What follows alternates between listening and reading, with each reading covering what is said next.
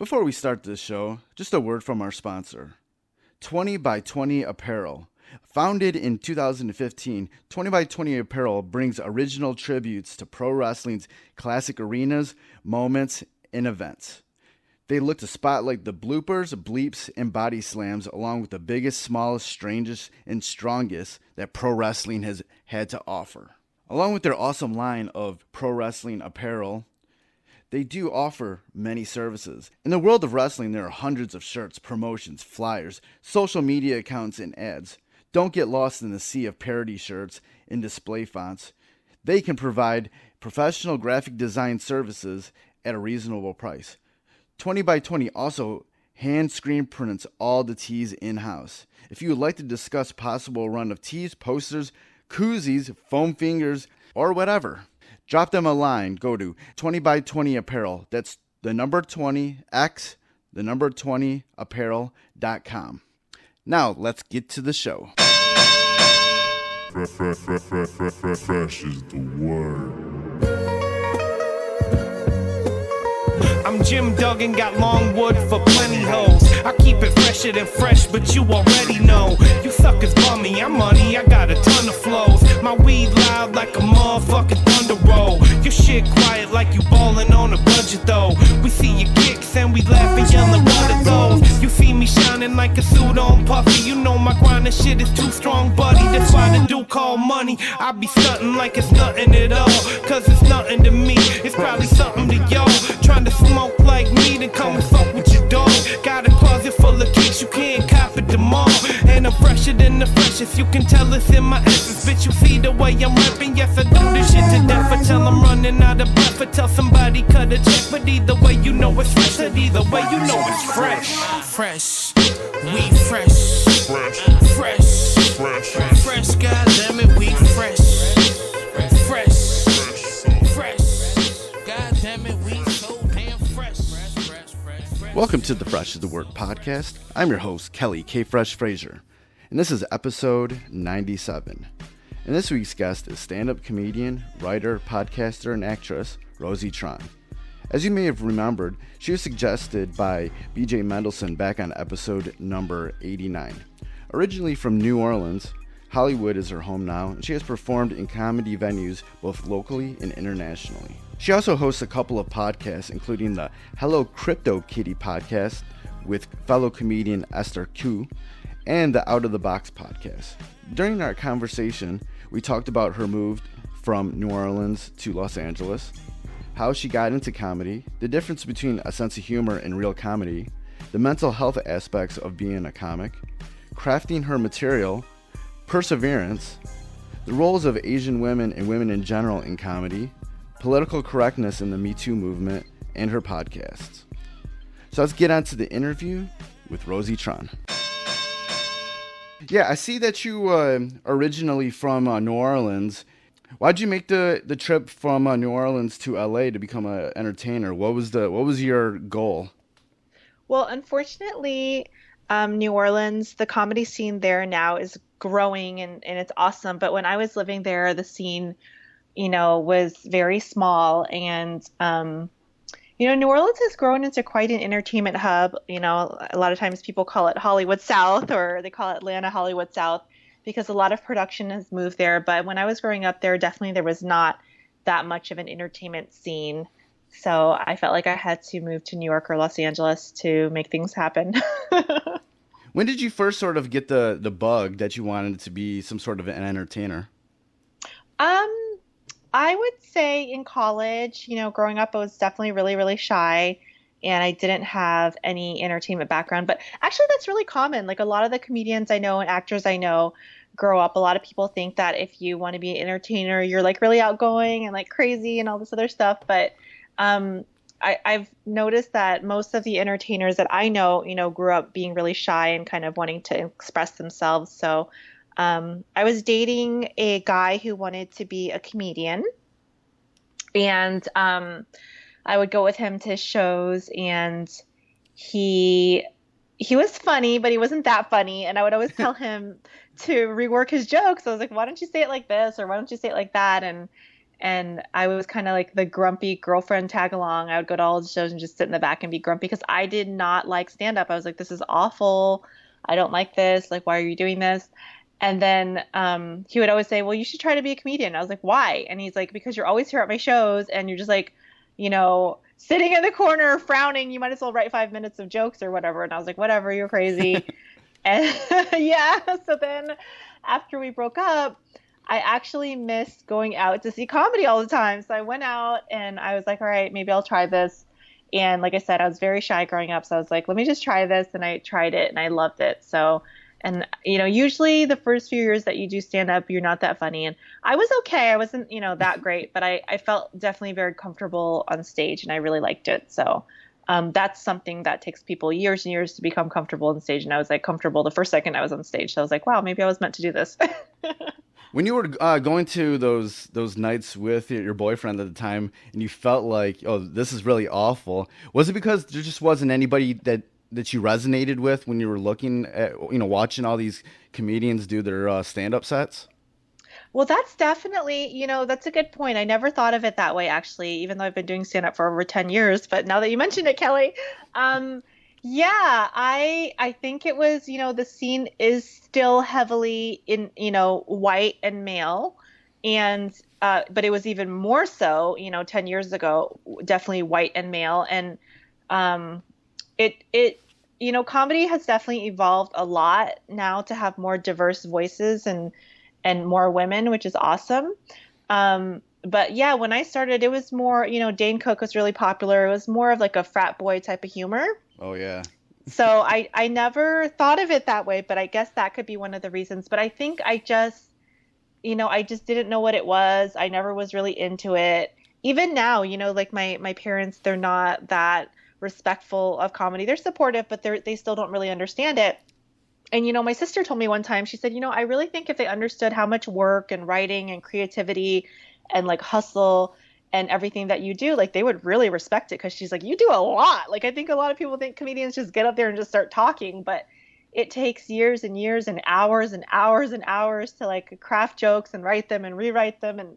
And so it's definitely, I think I just didn't really understand what it was. And I don't think I was seeing that really that good of comedy because unfortunately he was an amateur. So I was not really exposed to better comedy. When you were first starting to do your own comedy, what was it was there anything that you can pinpoint that, finally locked in to where you're like, oh, I like this. I like doing it. Was there an aspect of it that made you sort of fall in love with it? So I liked comedy right away. And I liked that it was something that you could control. No, so that makes me sound like a control freak, but so when you're an actor and you do a performance, you really have no idea whether the performance is good or not until you see the film or the TV show or the product. And it can be sometimes 3 or 4 months, even years until you see the product. There's independent films that took years to get made. So you really have no feedback. You're just performing. But with comedy, there's instant feedback, right? If you're funny, people laugh. If you're not funny, people don't laugh. So you get this instant feedback and you kind of go into a state of instant creativity. I honestly think stand-up comedy, even though unfortunately, it's not very respected as far as entertainment. A lot of people in the entertainment community really respect high art, quote unquote. If you went to theater school at Yale or whatever, or Juilliard, right? That's considered you're very serious. You're a serious actor or actress, and that's very highly respected. But I honestly think comedy is maybe music. I would say music, an independent artist could be equivalent. I think they're on the same plane. But anything where you are the entertainment, when you see a comedian, typically there is no crazy fireworks on stage. There's no set. It's just one person and their thoughts and their ideas and a microphone. The same thing with a musician. If you see someone playing it like an acoustic guitar, it's just that person and the guitar, and they are providing entertainment for an hour or whatever, however long their show is. When you watch a film, this is like $1 million budget with actors and sets and directors just to provide that same level of entertainment. So it is, comedians and musicians, we are very, very, I guess, multitaskers, and it's a very pure form of entertainment. I really wish it would get more respect than it does, but I think a lot of people think of comedy as very silly. It comes back to clowning. A lot of people, relate it to being a clown, which is not very well respected. Right. So there's these roots of lack of respect of coming from the theater days of the imbecile or the clown or whatever. So the roots are very disrespected. Yet if you look at the actual creativity, the actual art, it's very high art, very, very high art. And in addition to that, some of the greatest actors of all time, comedic and serious, have all said stand-up's too hard for them. I've heard it in multiple interviews. Oh, definitely. Yeah. Will Ferrell, who's one of, the great, comedic actors, has said he couldn't do stand-up. He quit stand-up. It was just too hard. So it's just really bizarre to me that it's kind of a more lower respected art form in the scheme of entertainment when it's actually the hardest and most difficult and most, along with music, like I said, one of the most skilled and crafted art forms. It's just really, really bizarre. But the moment, to answer your question, I kind of went off on a tangent, that I realized was almost immediately, because I got that instant feedback. And then you can change it. You can work on your jokes. It's actually, I made a mistake by saying it was an art. It's actually not an art. It's a craft, because you can work on it and become funnier. And any comedian will tell you that. And, sometimes people watch someone, they go, oh, this guy's just naturally funny.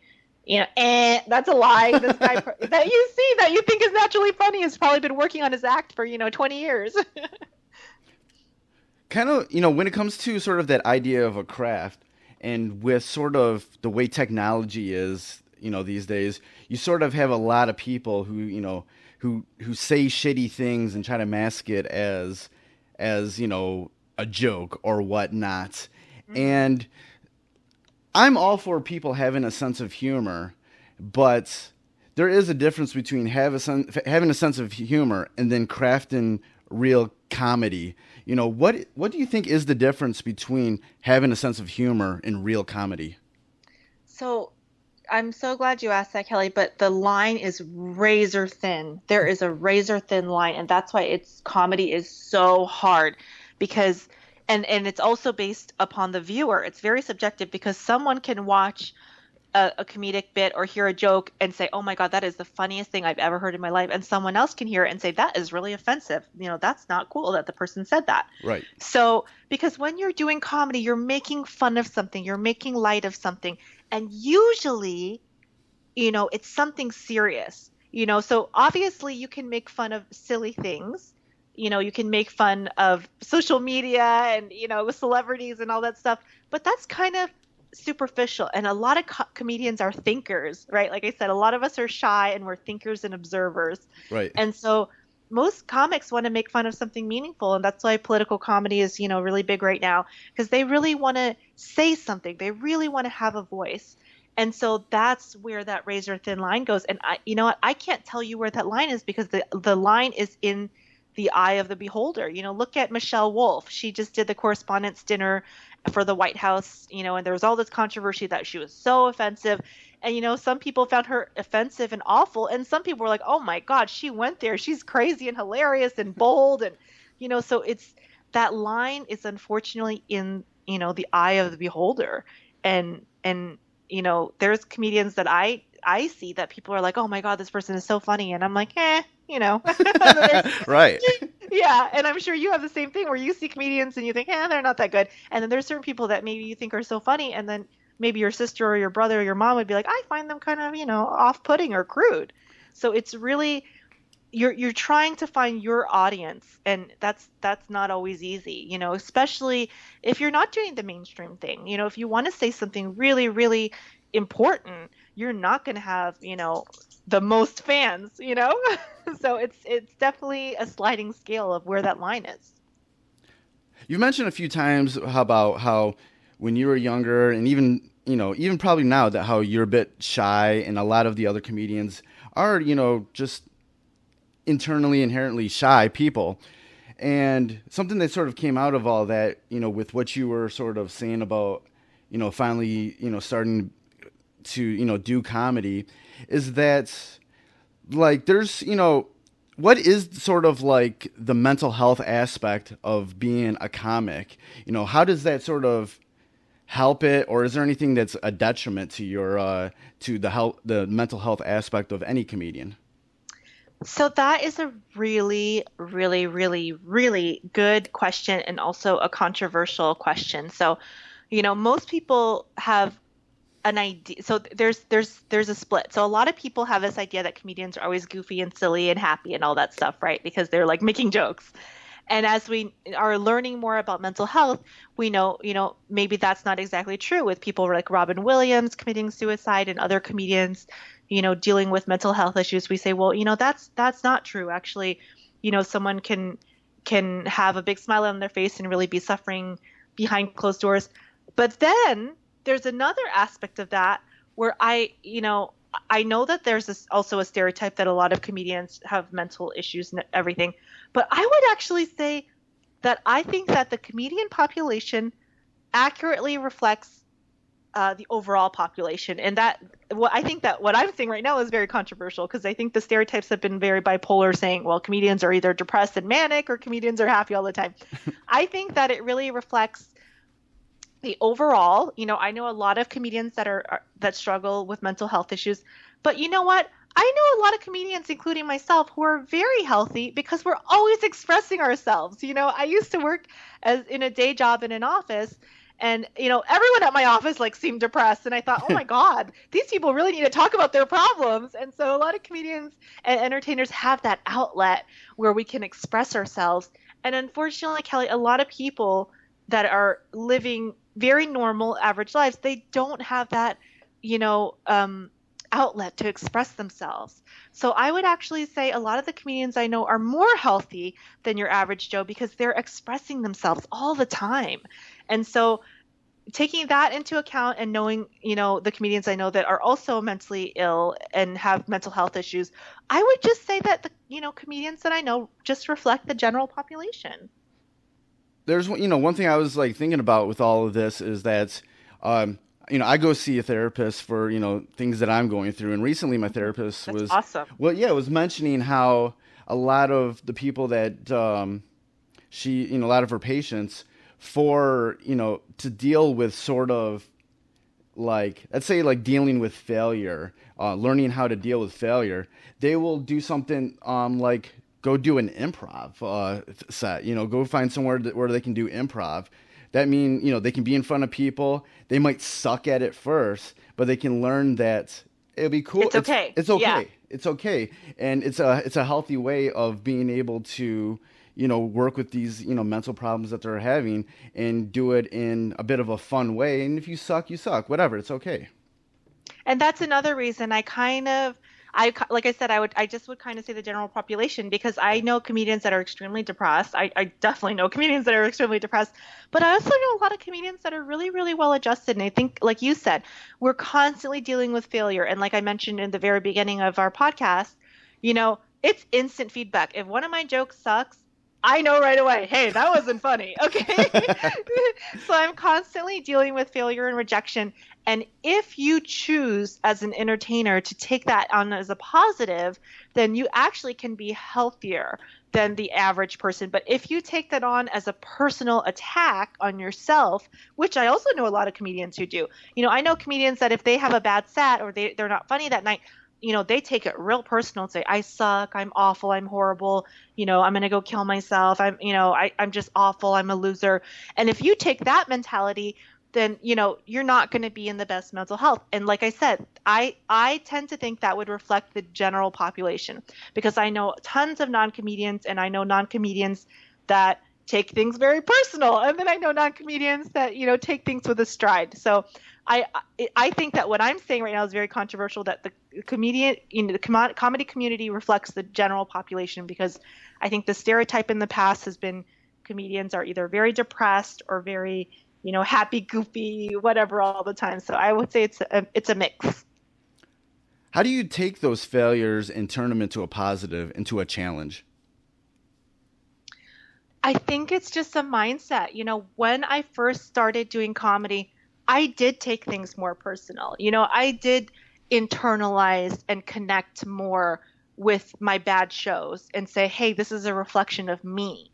But then what I started to do is I started to practice, spirituality. And I went to a therapist and I got mentally healthy. And now, you know what? When I go to a show, I have fun no matter what. And so every show that I go to is a win. However, if I have jokes that aren't funny or that don't hit, I take it as a learning experience. And how can I write this joke to make it funnier? But what I do is I take myself out of myself. So a lot of people, they take things very personal. They take it as their identity. And you have to separate your act from who you are. And how can you do that? Just think of yourself as someone else, right? Like, let's look at Madonna, right? So I'll look at Madonna. I love Madonna. I think she's a great performer, but I'm not going to like every single song that she does. That would just be insane. Right. I would just be a manic fan. So that's how you have to look at yourself. You're a rapper. Is that true? Oh, no, I'm a DJ. DJ. And a Okay. music writer, too. Okay, awesome. So not everyone is going to love every single thing that you do. It's just impossible unless they were like manic and crazed, right? Right. So you have to look at yourself objectively and think about it like that. If I have a show and one of my jokes just doesn't do well, I can't say, oh my God, what's wrong with me? There's something wrong with me. I'm awful. I'm horrible. Because that's just silly. Just because I don't like one of Madonna's songs doesn't mean Madonna is awful trash. It just means I didn't like that song and maybe she needs to improve that song. So, if I have a joke that just gets silence or crickets or no one's laughing, I get to look at it like, what's wrong with the joke, not what's wrong with me. And I think that's very important for entertainers and artists and creative types and anyone creating, even if you're a chef, if you're making a dish, not everyone is going to love every single dish you make. If you make shrimp and someone's allergic to shrimp, well, they're not going to like that dish. And it has nothing to do with your talent and your skill and your craft. And so I take that energy from inside of myself, but that comes from my spirituality and that comes from the work I've done myself to a therapist and going to classes and learning about myself. And unfortunately, we need more of that in society because people are blaming and pointing the finger and, getting mad at others and becoming more hostile and disconnected. And all of that comes from not having, a strong spirituality and a strong sense of self. And it's so important to cultivate. And I just really, really wish, us as a society would start doing that more. So I really applaud you for going to a therapist. That's awesome. Oh, yeah. Thank you. Thank you. How sort of flexible do you always have to be when it comes to your material? How married to your material are you? I would say I'm married about 50%. So I have my general sense of what I'm going to say on stage, and then things happen. Sometimes, like I did a show the other night, and it was an urban show. So the audience was supposed to be, mostly African American, and I showed up at the show, and it was like all white people. So I was like, okay. So not that I do a different set of jokes for white people and black people, but I just know that when I do an urban crowd, they're going to get more references, if I have certain jokes that are more geared to that audience. And like, this was like white people, like super white, right? Right. So I was like, oh my God, what happened? And it was funny because all the comedians were kind of, the lineup was mostly, black, and it was me and then one other Middle Eastern girl. And we were like, damn, the audience is white. So even, the black comedians were like, we need to change our material because I don't know if they're going to get all these references, right? So I had an idea of what I was going to do. And then when I got there, I kind of had a shift. And then, I do a little crowd work. I'm not crazy into crowd work, but I do a little bit of crowd work, and I do make fun of some of the audience a little bit. So I would say it's about 50% material, 50% improv and based off the audience and what's going on and what their reaction is and stuff like that.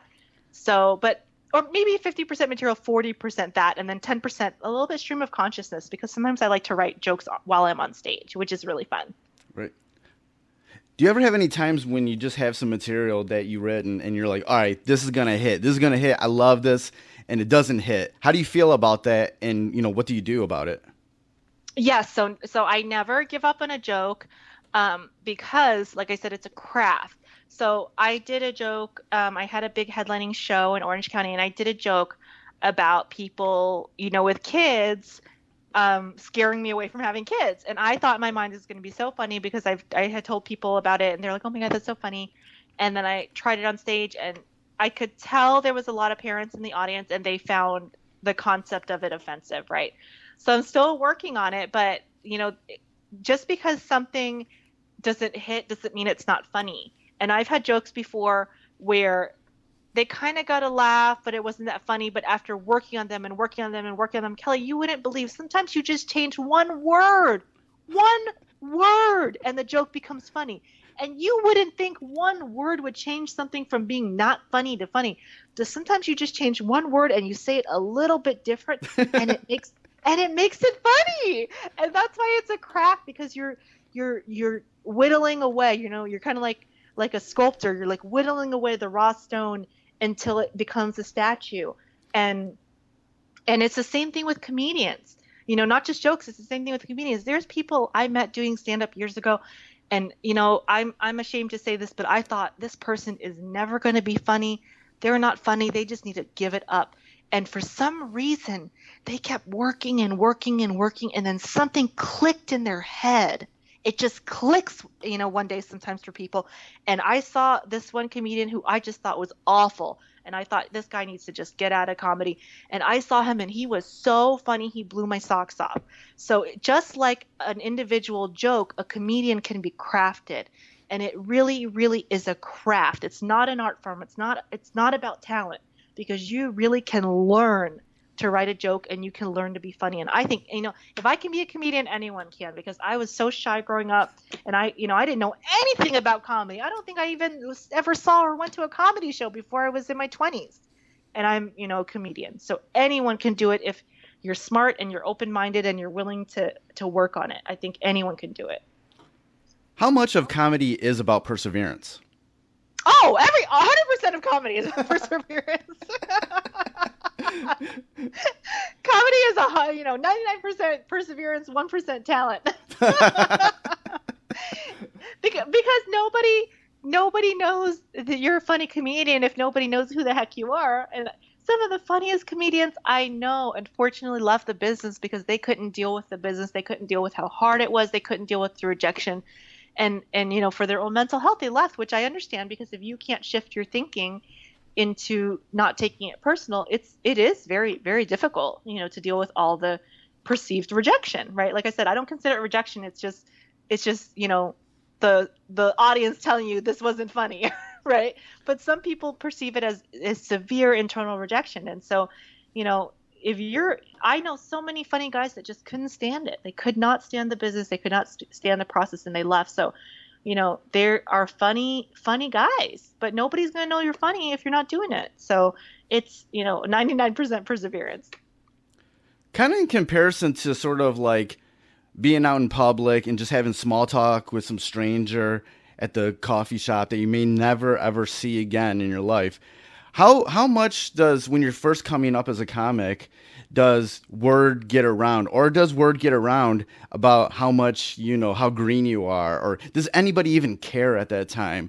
Is it, is there any sort of mind state that you should, stay away from, that, hey, I may suck right now, but a lot of people might not know? So I would say, there is a sign: never ever call yourself an an aspiring. I know so many people say, "Oh, I'm an aspiring comedian." That gives it a right away. Comedy is not about aspiring or comedian. You're either a comedian or you're not a comedian. And even if you suck, well, you're just a sucky comedian. But to say that you're aspiring is kind of like saying, well, I want to be a comedian. Well, if you're getting up on the stage, you're a comedian. Okay, if you're getting up and you're trying, you're a comedian. You are a comedian.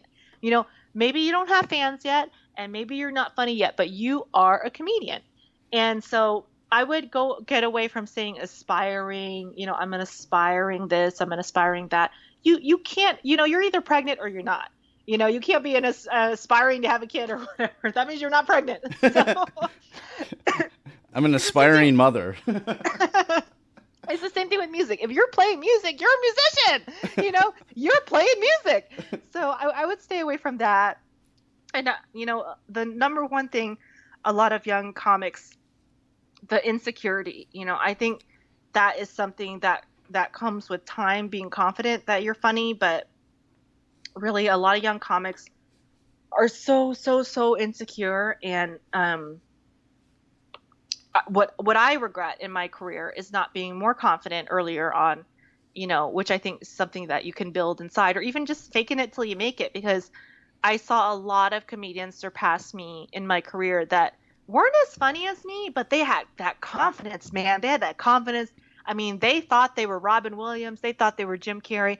And when you believe it, it really is the law of attraction. If you believe it, other people start believing it too. And that's something that I really learned the hard way.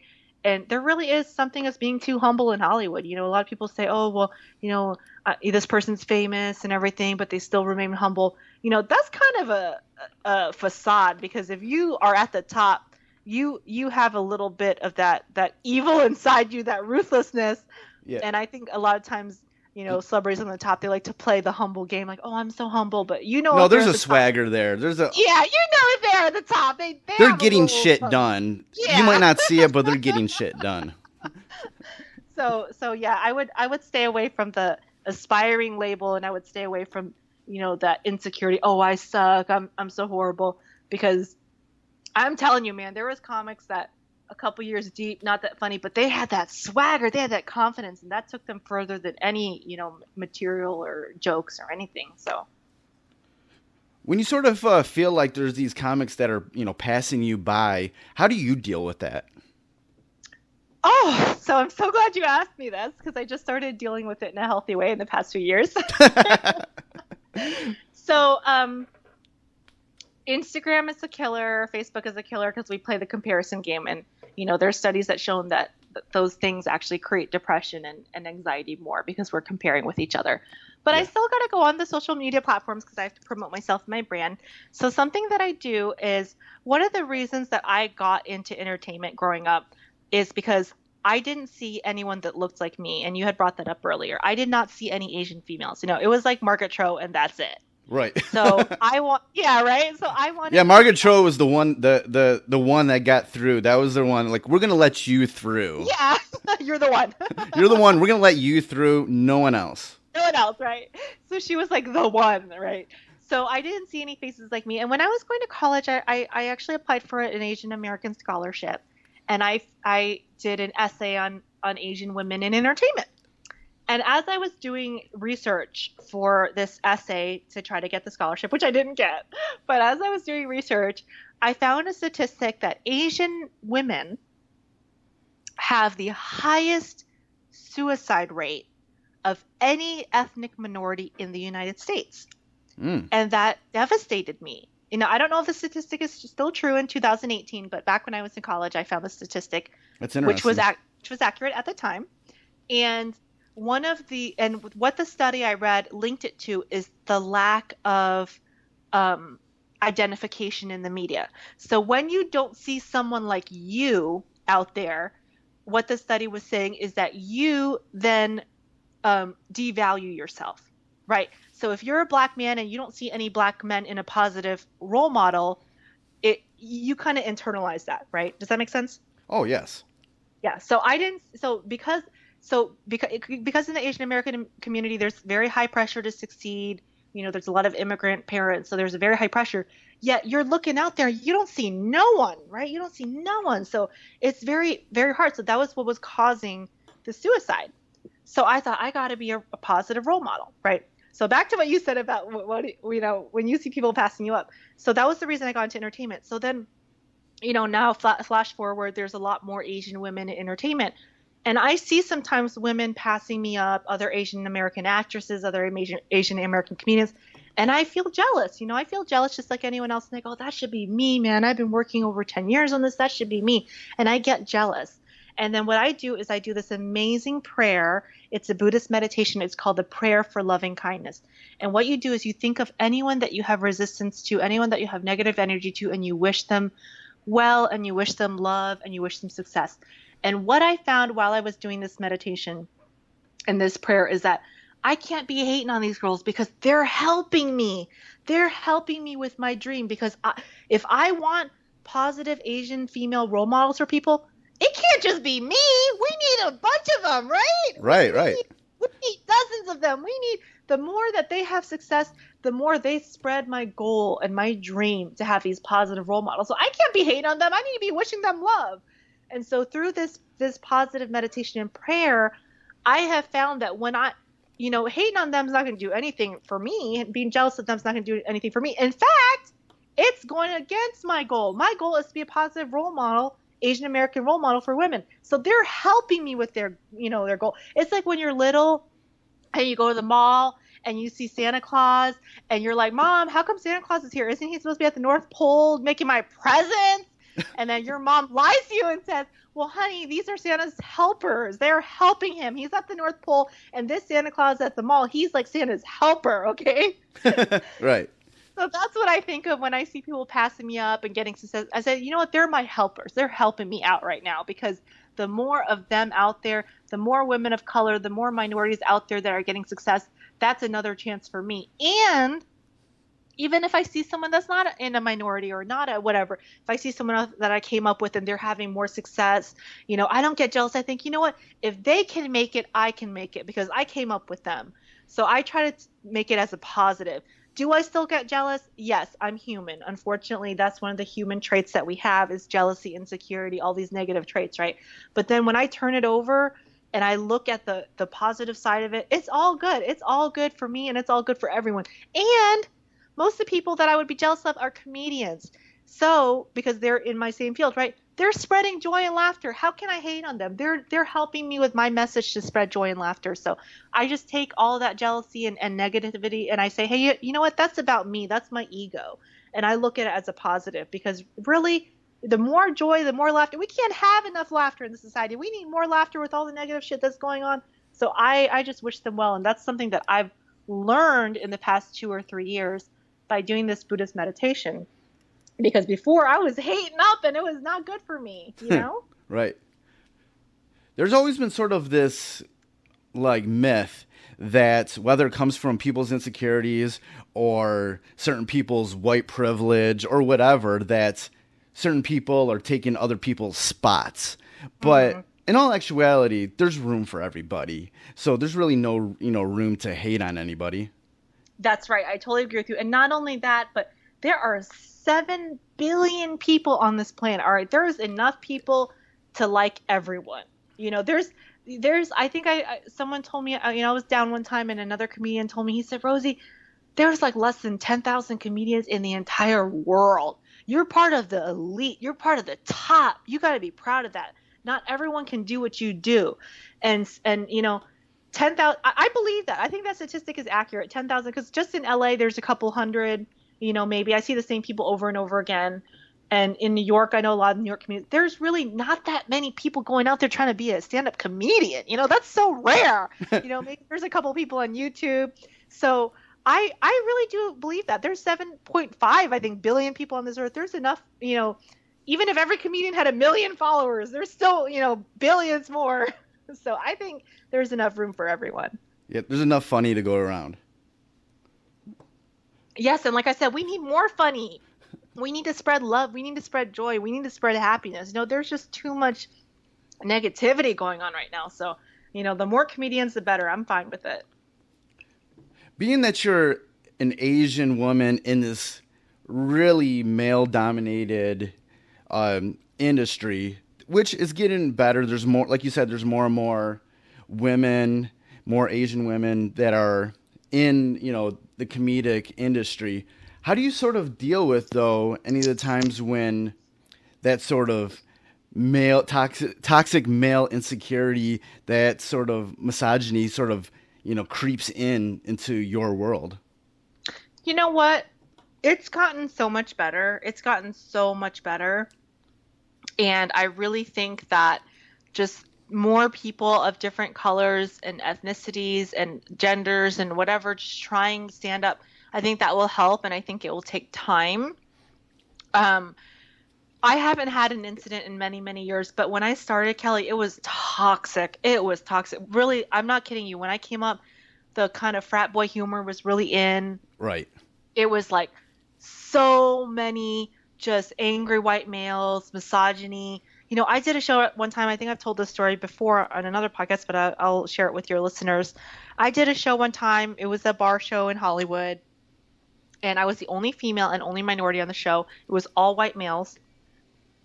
Every single male in the show had a joke degrading Asian women. I mean, I'm telling you, Asian women are whores. I fucked this one Asian chick. She didn't speak English, blah, blah, blah. It was like every single comedian. And I was in the back, and I really did feel humiliated and awful. And I was last. I wasn't the headliner. Sometimes you go last and you're like the main act, the headliner. But I was just last because I was last. And it was like God, I wasn't that religious at the time or spiritual at the time, but it was like God came down on me and said, this is happening to you for a reason. I mean, really, every single comedian on the show has a joke about degrading Asian women. This is a little bit much, right? So I just went on stage and I said something, but I wasn't going to say anything about it. I was just going to do my act and do my thing. But, the first thing I did is I went up on stage and said, man, Asian women are really taking it up the butt in this comedy show, huh? And the audience went crazy because they noticed it too. And the audience was majority, Caucasian, but they were like, kind of like, what's going on too, Right. They're like, what's going on with these angry ass white dudes? So I started making fun of it because that's how I deal as a comedian. I started making fun of it. I said, man, I think these guys got rejected by some Asian chicks. And I started, making fun of it. And not only did it kind of purify me, I didn't go there. I didn't make fun of them personally and say, fuck you, what's wrong with you, you losers. I made it into a silly thing and a positive, and I made light of it to bring attention and awareness to it, which I did. And I made it into a fun thing. And that was the day, I felt like God was like shining a light on me. Like, there's a reason that this is happening to you.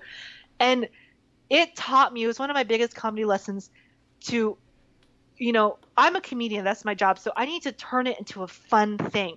And that doesn't mean that I belittle and demean what happened to me and I don't, bring awareness to it. I brought awareness by making fun of it.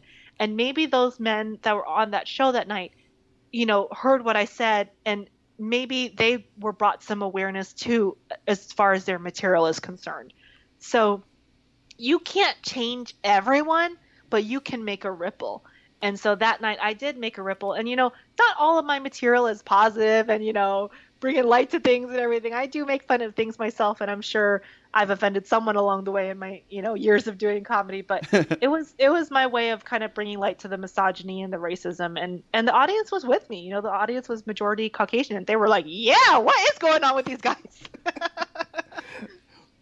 Recently, I was listening to the audiobook of Eliza Schlesinger's book. I forget the name of it.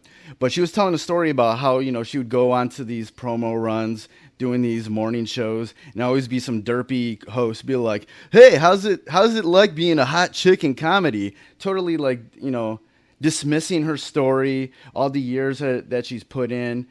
For you or for any sort of, woman that wants to be a part of comedy, how do you feel like you should be able to bring the focus back to what your story is, like the important things about who you are? So that's very, very hard. And that goes back to the story I just told you about making light of the situation. I wish I would have had that knowledge early on. And I had a similar situation as Eliza, and I probably didn't deal with it as well as she did. I was doing a radio show to promote a gig I was doing in Washington State. And I had a DJ guy like that, but he wasn't even as friendly as that, saying, oh, what is it like to be a woman in comedy? He was just saying, I don't think women are funny.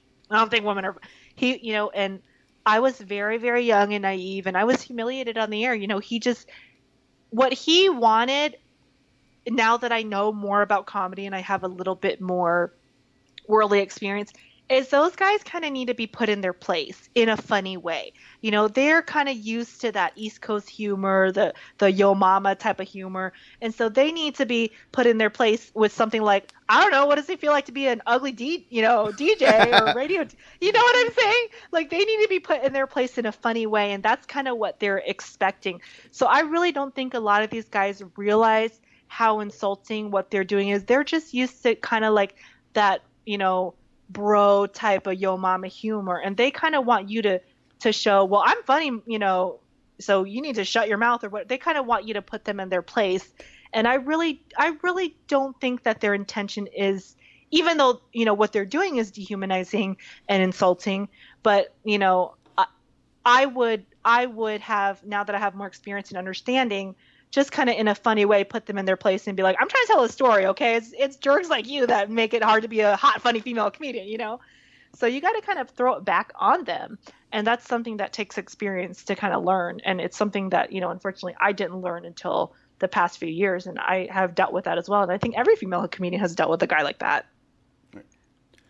Sort in this sort of time when we're going through like these movements like Time's Up, Me Too, and you have a lot of people, a lot of men who are sort of now confused or angry about what can they do, and they're throwing up the politically correctness argument.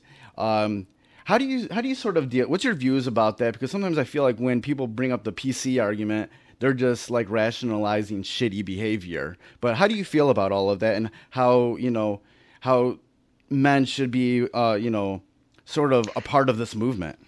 So, Kelly, are you talking about men saying that it's too PC, that PC-ness is taking over comedy? Is that what you're discussing? Yes. Okay. So, unfortunately, I think that a lot of men view the Me Too movement and these women's movements as, like you said earlier, there's enough for everyone. They see it as an attack on them. And so they don't think that their type of humor can be funny if female-centric comedy can be funny. Do you get what I'm saying? Yes. So I think that's where that mentality of, oh, we're getting too PC and, whatever. I think these movements are awesome. And I think they're should have happened, 20, 30 years ago. But I also think that it's very important to understand what the movement is. So the movement is about women wanting equality, and that equality includes freedom to express yourself without sexual harassment, right? Right. And so I think that's very important. And unfortunately, I'm very, I love the movement, but I do also, as a woman and someone who's been sexually assaulted and raped, I think that, it needs to be taken seriously. And I do think that there's some women that cry wolf, and that hurts the movement. That story recently came out about Aziz Ansari, and the girl said, well, it sounded like she had sex with him, but then she regretted it. Well, that's not sexual assault, and that's not sexual harassment, and that's not rape. Right. That's just making a shitty decision and regretting it. So I think we need to draw a very, very clear line, because those types of stories actually empower the men who are saying, oh, this is PC, bullshit, and it's gone too far. Those types of stories empower them, being groped. Oh, this guy touched my butt. Well, my husband has had his butt touched in the New York City subway. Everyone's had their butt touched. If you've been to a festival or a music festival or been on a train, you've had your butt touched if you're a guy or a girl. So I think we really need to take this serious, and be very, very serious about it. Sexual harassment, rape, intimidation. These are very serious issues that women have to deal with on a daily basis. And I do think that these women that cry wolf empower the men that say, oh, this is PC bullshit. And so it's not just about men being part of the movement and really becoming conscious and aware of the entitlement, but it's also women being aware of the movement. And not, just because, someone touched your butt, yes, that's inappropriate and that's unwanted, and people need to respect boundaries. But, everyone and their mama saying, well, you looked at me the wrong way, or you did that, that's kind of empowering those men. And so I think that we need to focus on what the real movement is. And the real movement here is that we need to be treated equally. And so I think that men can definitely help by supporting women and supporting their friends that have experienced this. And, there's always going to be guys that make comments and do that, this and that. That can't be stopped. People are assholes. Sometimes it's not about sexual harassment. It's not about, being a woman. It's just some people are jerks. You know what I mean? Right. And they, if they were a woman or a man or a trans or whatever, they would still be an asshole. It doesn't, so we really need to focus on what the movement is about. And that's equality and respect, and not, give in to these frivolous claims on the female side, and on the male side, this frivolous comments. And we need to focus on what's really important. So I do support the movement. I am a member of the movement. I've been sexually harassed and raped, and they're very, very serious things, and they shouldn't be taken lightly. And I don't like the media covering some of these frivolous stories because, I heard, how many friends I heard when the Season Sorry thing came out, and they just said, well, this girl, she just made a bad decision. Why is she talking about Me Too? He didn't really do anything. Right. So I don't think those stories help. And I would appreciate, if those stories were not featured, because it kind of makes fun of the Me Too movement. It's a little bit, making fun of women and say, oh, look, they just complain about everything. And that's not what this movement is about. This movement is about, if you listen to those Harvey Weinstein tapes on YouTube, he was using real intimidation and aggression, and those serious issues need to be addressed. So I think, men can support by supporting their friends and I don't even understand when men don't support, because every man has sisters, wives, mothers, friends. 50% of the population is female. How can you not know someone, So that's just shocking to me. Right, definitely. It's one of those things where you're just like, look, you know a woman. Like, you came from a woman. You got to know someone, right? You didn't just appear out of nowhere. But I appreciate you asking about it, and asking about it, because it's really important, and it's important for men to get that information and get that knowledge. But also the females, I don't like every woman, oh, this guy touched me back in 1989. I was drunk, he was drunk, and he touched my shoulder. It's like, okay, lady, come on, stop. Yeah, you're running on our movement. Yeah, sometimes it was just really bad drunk behavior. You were drunk, they were drunk, you started hooking up. Yeah, and you can't. And a day later, you can't be like, "Oh, that Me Too." Hashtag Me Too. It's like, you just made a bad decision, lady. Right. But yes, but I do. I definitely do not condone rape as a victim myself. I don't. There's a difference between I made a bad mistake and, hey, this guy was too aggressive, and I said no. And I think it's very important to make that distinction, because,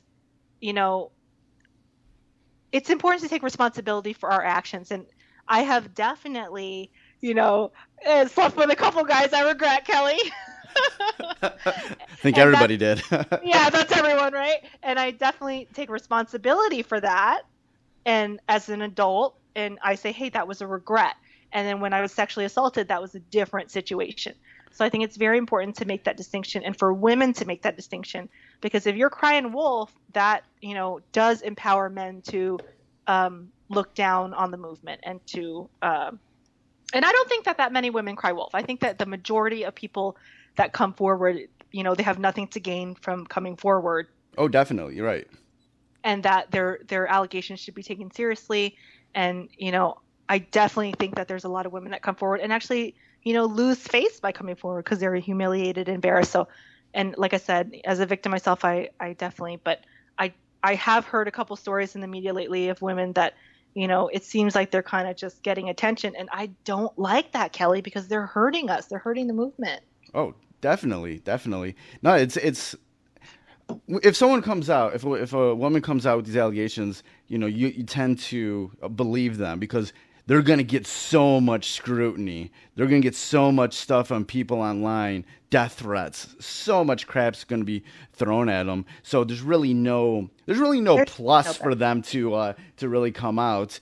Even because a lot of times most of the allegations don't end up going anywhere, except for, that person might lose their career, and not be able to, have the luxury of, being the actor that they are, because they have the shitty behavior. But no one, there's not a lot of these people that are going to jail or getting, They're not going to jail. Yeah. So there's little to gain from it. So when you do have these women who are, crying wolf, a lot of times you hope like it gets debunked really quickly, because it is hurting the movement.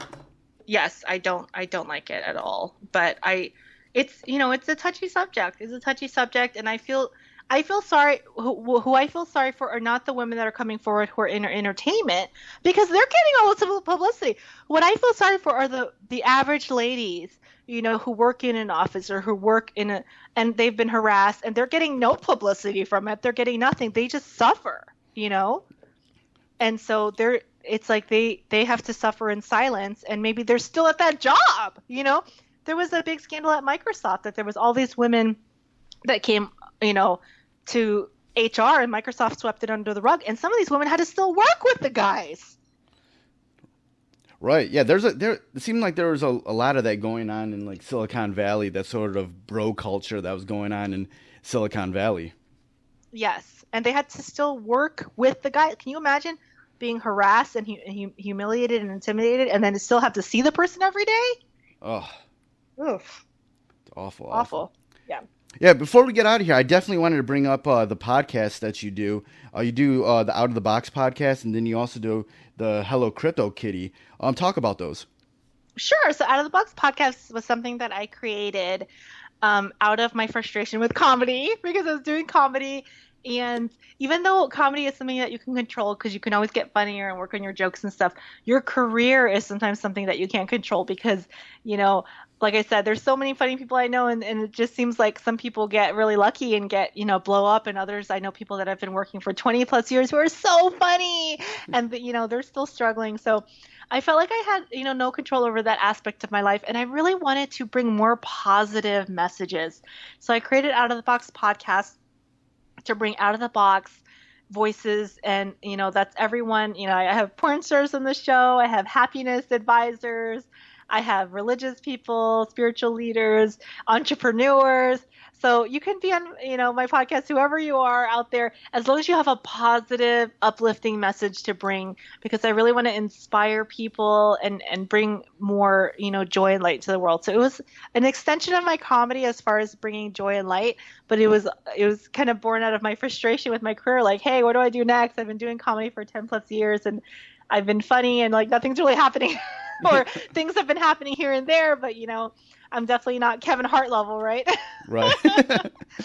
So I started it as another outlet, and all of my guests, are positive and bringing messages, inspiring messages. And then Hello Crypto Kitty came out of, I was on Esther Cruz's podcast. She's another Asian female comedian, and she has a podcast called Coup in the Gang, and it's a comedy podcast, and I was a guest on it.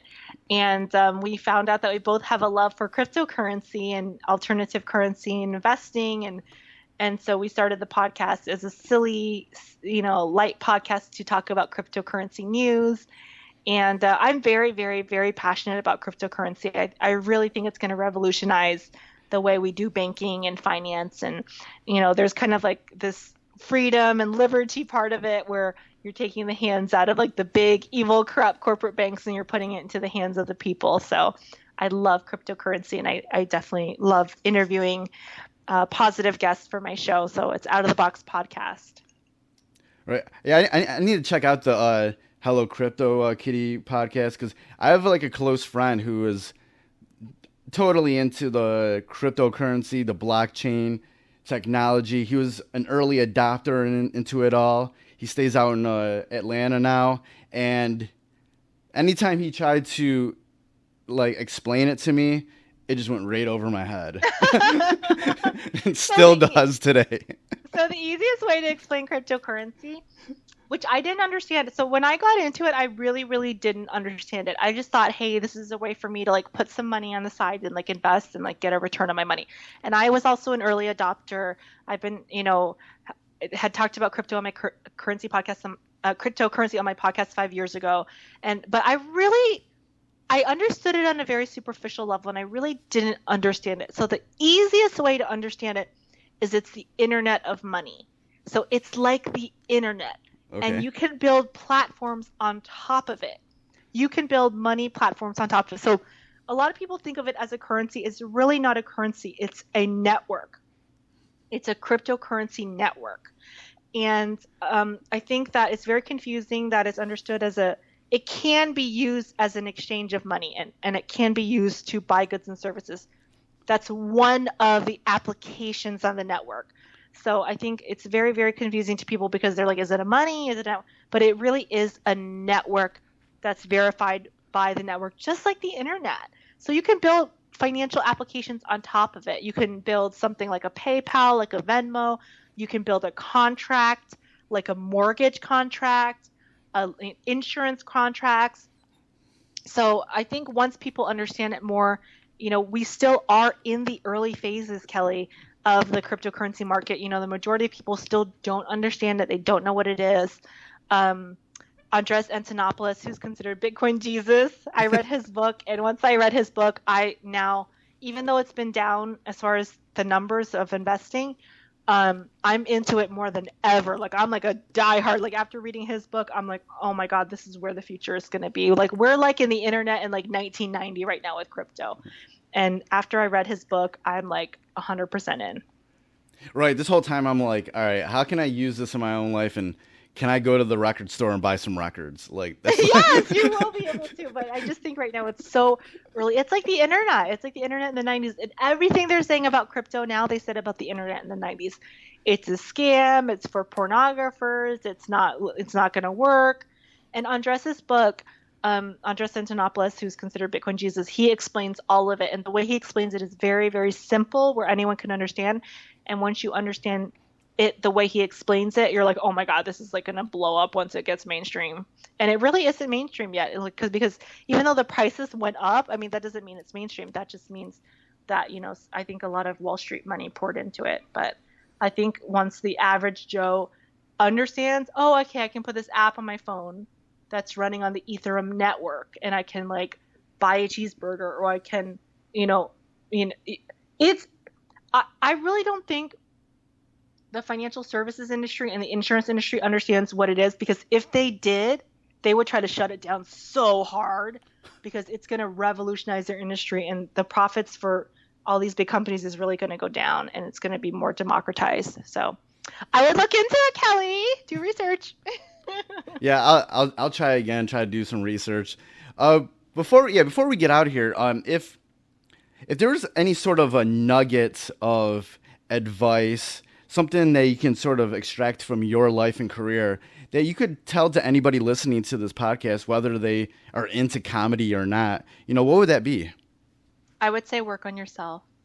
If I would have worked on myself sooner and earlier and had all the knowledge that I have now, work on yourself. If you can't get a girlfriend or boyfriend, work on yourself. If your career is not going where it wants to be, work on yourself. What does that mean? It means investing in yourself, reading, taking workshops, educating yourself. I'm not talking about traditional education. I'm not talking about college. I'm talking about go out there and learn about all the information that's out in the world. Listen to podcasts, go to workshops. I cannot emphasize workshops enough, because a lot of us are nerds and we're book readers and we read books and we have the knowledge in our brain. But going to workshops, you get to network with like-minded people. You get to get out of your comfort zone by doing something different. And I would encourage everyone to do that. I would encourage people to take personal development workshops. I would encourage people to get out of their comfort zone, because right now the world is a hot mess. And part of that hot mess is you. Yes, you listening to the podcast. I know people don't want to hear that they're the hot mess. But guess what? When we say society is messed up, who is society, Kelly? I am society. You're society. We are part of society. Right. And so the only way, it's fun to wish that all these people would change. But guess what? They're not going to. You need to change. There's this amazing Rumi quote. Rumi is I think he's like 12th century poet. And he says, yesterday was naive. I was naive. I wanted to change the world. Today I'm wise. I know I need to change myself. We are the change. We are the inspirers. We are part of society. And so the only advice I have for people is work on yourself. Look in the mirror constantly. Your upbringing may have been messed up. Where you grew up may have been messed up. society may be messed up, the government may be messed up, but you can make a difference by changing yourself and working on yourself. And then you will become that role model and that ripple through society. So that's the message I would have. See, everything you just said is literally me right now in a nutshell. Yes, right? And people think they can change the world, and you can, but you have to change yourself first. It's like the airplane thing, put on your oxygen mask before you help others. And people are going around there, they're a hot mess, and they're thinking they can change the world. No, you got to change yourself. You got to change yourself. Right, definitely. And before we get out of here, there is a question that I always end all my podcasts with. That I gave to you ahead of time to think about. Who is somebody that's been a part of your life or career that I could realistically interview that would have some great stories or lessons to talk about? I'm going to recommend, I was going to recommend someone else. So I'm not going to say who it is because I don't want them to be sad that I'm changing my mind. But I'm going to change my mind and recommend the last guest I had on my podcast, Arnaud Collery. He's a former stand-up comedian, and he now is a happiness officer, and he goes around preaching happiness and teaching happiness to people all over the world. And I'm going to recommend him because I think he would love to do your show, and he's a very, very positive person. He has a positive message. And I did have someone else in mind, but I just switched real quick because I think that this person could bring a little bit more value to your podcast. Great. Yeah, I did actually listen to that episode of your podcast, and I did enjoy him. Yes, and he's very, very positive. So I think that just kind of listening to my own hype, I'm like, you know what? The world needs more love and positivity. I'm going to recommend this guy. He's a little bit more positive than the other person I was going to recommend. Oh, good. All right. Before we get out of here, where can people go online to check out, all the stuff that you're doing and your podcast and whatnot? So I'm on Twitter at Funny Rosie, and I'm on Instagram at Out of the Box Rosie. And my podcast is Out of the Box Podcast, and it's on iTunes, Stitcher, and SoundCloud. And Hello Crypto Kitty is on YouTube. Awesome. It's been great talking with you. A lot of, great stories, a lot of great knowledge. It was a blast talking with you. Thank you so much for having me on your podcast. And I'm so happy that you're working on yourself. More people need to do that. And I'm sure that you've discovered so much from doing it. Oh, I definitely have. Yes. So everyone, listen to me and Kelly. You guys need to work on yourselves. Society's a hot mess, and we need help. Definitely. Thanks for talking with me.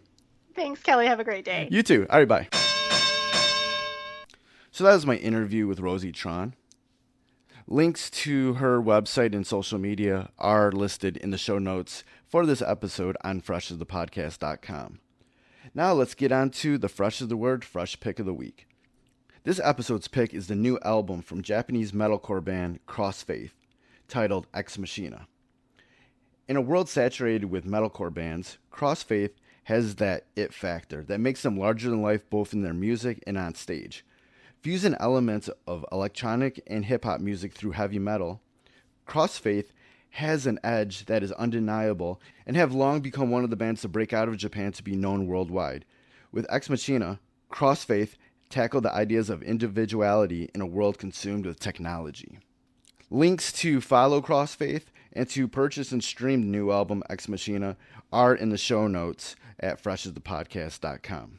And before we get out of here, definitely want to give a shout out to Knox Money, Bang Belushi, and Foulmouth for the theme music of Fresh is the Word.